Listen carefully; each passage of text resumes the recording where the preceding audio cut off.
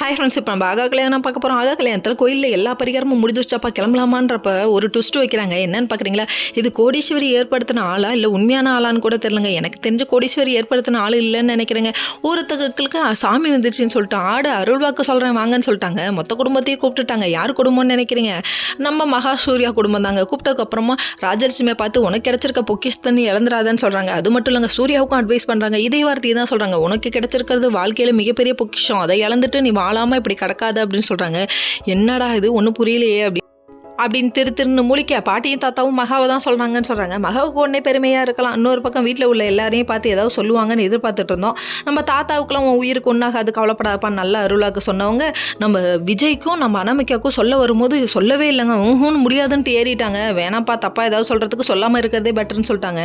ஓகேப்பா, இதெல்லாம் ஒரு பக்கம் இருந்தாலும் வீட்டுக்கு நல்லபடியாக கிளம்பி போகலான்னு சொல்லிட்டு எல்லாரும் வீட்டுக்கு கிளம்பி வந்துட்டாங்க. இன்னொரு பக்கம் சகுனி சித்ராவுக்கு வீங்கி இருக்கிறத பார்க்கணுமே. கோடீஸ்வரி வேற லெவலில் அப்படியே அமைக்கி புச்சுக்குன்னு அமைக்கி விளையாடுறாங்க. சூப்பராக இருந்தது இதெல்லாம் பார்க்க.